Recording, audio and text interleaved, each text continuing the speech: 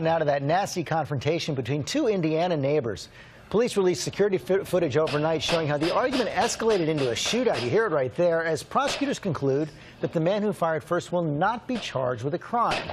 ABC's Lindsay Janis here with the story. Good morning, Lindsay. Good morning, George and Amy. The bad blood between these two neighbors goes back years, but this morning one of them is in critical condition and prosecutors say the other acted in self-defense. The entire incident starting with name-calling and ending in a gunfight caught on camera. This is the moment a fight between neighbors turns violent. 59-year-old Jeffrey Weigel is captured on security video hurling insults at his neighbor across the fence. See, you got the out. Then getting on his lawnmower.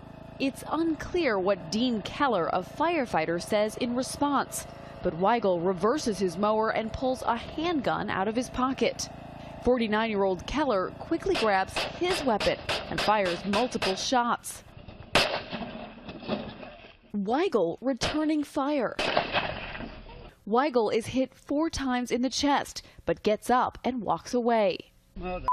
Now, more than a week later, he's in critical condition, and Indiana prosecutors say at this time his shooter won't be charged with a crime, saying he acted in self-defense. According to sheriff's records, the two men have argued more than a dozen times in the last 8 years over a range of issues from the location of a fence to Keller's dogs. In 2011, both charged with battery after getting into a fight that left Keller stabbed in the arm and Weigel with cuts. Prosecutors say they'll decide whether to charge Weigel with the crime when and if he recovers. In a statement to ABC News, Keller's lawyer says his client is praying that his neighbor survives but does not regret defending himself. Prosecutors have pointed out that Weigel rents a room at the property next door, so he doesn't even have an ownership interest in either side of that disputed fence. George? Okay, Lindsay, thanks very much. Let's talk about it now with our chief legal analyst, Dan Abrams. So break this down right now. Take us step by step through how prosecutors made this decision. They used this video, I'm certain, and went frame by frame. Look, I did this last night, right? I went through this video last night, frame by frame, to look at when did he lift up the gun. Looking at him moving backwards in his lawn, because remember, he goes forward in the lawnmower. Then the guy with the gun moves forward to the fence. The victim then comes back on his lawnmower with his gun in a sort of threatening manner. And so this is exactly what prosecutors did, because typically you don't have a video. And you just have one person saying, here's what happened, and here's what I thought, and here's why I shot. Here you can go through every single frame of that moment, because boom, right there, you see him lift up the gun, and then there's a threatening thing with the arm, and that is exactly what prosecutors did. Much better chance if there's no video that he gets charged.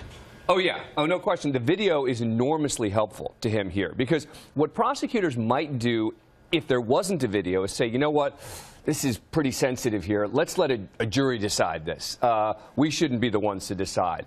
But when they have the video, they can say, look, we believe this is classic self-defense, and as a result, we're not even going to charge him. And if the victim survives, you think he does face charges? It's possible. It's definitely possible. Because remember, the self-defense law here is, did he reasonably believe he was in imminent danger of injury or death?